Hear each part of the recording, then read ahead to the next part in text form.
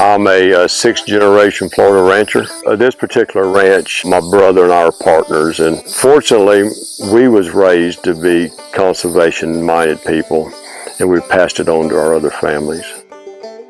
Welcome to Shenandoah Dairy. This is home to 3,250 milking cows today. In addition to that, there's a little over 80 families that earn their livelihoods milking cows and growing crops and feeding heifers and all the additional tasks that go along with running a dairy farm.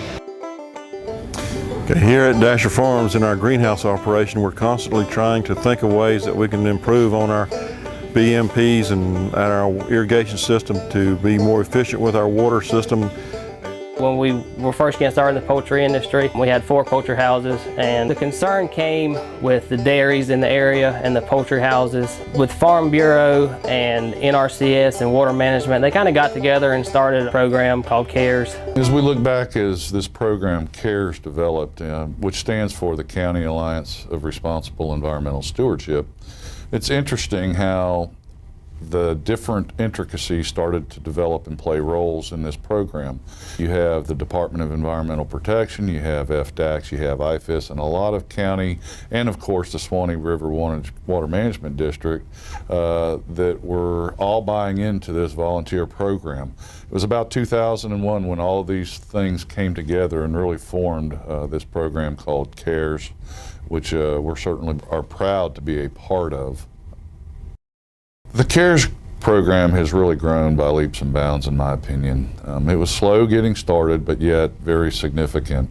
And as we recognize there are producers not only in the Swanee Valley area doing great things, we've recognized that across the state we have a lot of producers that indeed are implementing the same things that are happening in the Swanee River Valley. We need to recognize those individuals, whether it's in a county annual dinner or having other formal CARES programs throughout this state, from the Everglades all the way to Pensacola. We have a lot of agriculture producers doing the right things. We go back and look in the history of this state and some of the concerns that we've had over issues of water, water consumption, nutrient loads. It was really about the early 2000s, late 1990s that we were really starting to recognize the importance of how all of this works within our state, and primarily on our behalf on what agriculture's role it has in the environment. And as we began to recognize through better science and better technology that indeed our farmers needed to improve their techniques and improve their environmental awareness, more or less, that we've developed the CARES program. And this program was to help not only our producers become more knowledgeable of the environment impacts that they may have on their farms, but also begin to implement and put into practices into place that help protect and preserve our environment. And that's how the CARES program was developed. The Office of Ag Water Policy's role through CARES is to essentially develop best management practices, and best management practices are research-based, scientifically based practices that producers can use on their operations, both from a management standpoint or structural standpoint. And those things are designed to essentially protect and conserve water. And as part of the Office of Ag Water Policy, our field staff essentially work with producers to evaluate their operations, to assess which best management practices are applicable to their operation. And then a producer signs a notice of intent, which is kind of the legal way for the producer to be recognized on the state level to be part of our program. Steps for a producer to be part of the CARES program from our perspective is, once they have enrolled in our BMP program, essentially they implement those best management practices on their operation. Our staff would then go out a year or after they have actually implemented those practices and verify that they are indeed operating and maintaining those best management practices on their operation. And then we have an actual form that we fill out to verify that they have indeed done those things, and then we notify Florida Farm Bureau show that those producers are eligible for the CARES program. The benefits of operating and maintaining these best management practices on these operations is, one, certainly the ag industry as a whole receives a positive public image, and but in addition to those things, producers receive a presumption of compliance with state water quality standards. When a total maximum daily load is set, producers that enrolled in our program receive that presumption of compliance. They also receive a waiver of liability from any recovery costs that the Department of Environmental Protection may pursue because of any water quality issues. The other benefits they receive are cost share, if it's available, relief from local ordinances that may address the same issue there locally. So those are the benefits that ag operations receive being part of our program.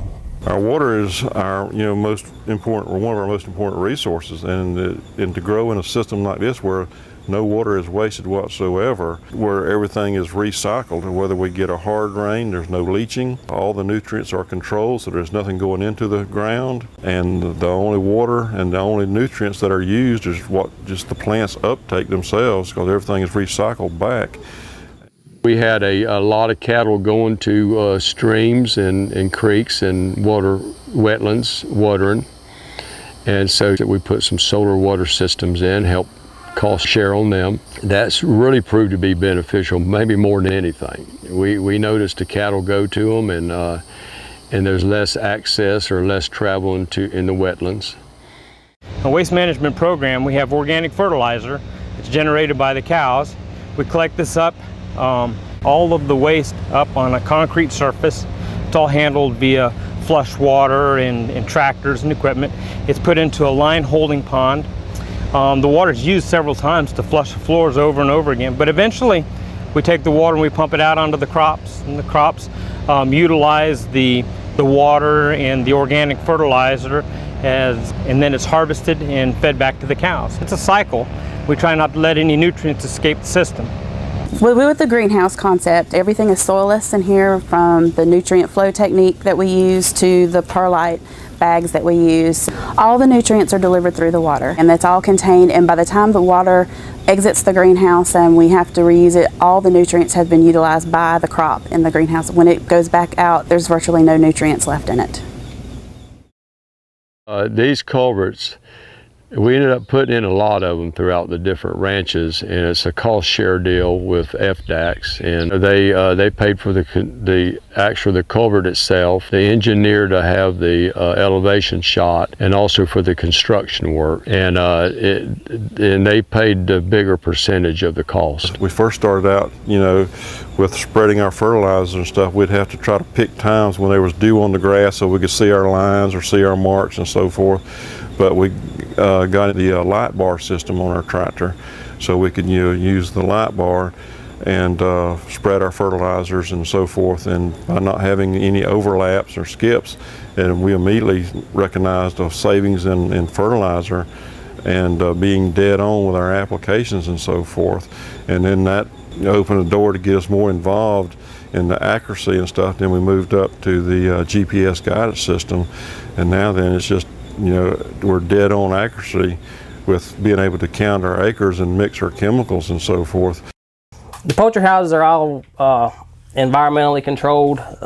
This is a computer box. We've got 4 houses right now that's totally computerized. It pretty much does everything I program at one time, and it actually takes care of the chickens. It controls fans, feed, water, lights, heat, whatever. It pretty much keeps that chicken at the temperature it needs to be throughout its entire life cycle here on the farm. And what's neat is I can control this from my cell phone or iPad or whatnot. Everything that we do with the land, you have to keep in mind that there's 2 more generations here and probably going to be a 3rd one coming. And you need to take care of those kids. You don't want the aquifer to be polluted, and you don't want to do things to make things unhealthy and not safe for them. We have what we call a 100-year business plan. 100-year business plan is the process, and we try and incorporate a plan or an opportunity for the next generation to come in and take over the business. You're not going to do that by wrecking the environment. You're going to only do that by having a positive impact. If you haven't done your BMPs yet, find somebody that's done them already. Give me a call. It's an easy process. Let's go ahead and do it while you got a chance to get it done with the state helping you. If I don't take care of the land and the water, then I'm not going to be able to grow chickens. In turn, you're not going to be able to eat food. In my opinion, farmers were the first environmental stewards of the land anyway, because the land is what made them make a living and what took care of their families. So, you know, why wouldn't the farmers be doing that today? And why wouldn't they want to do that today?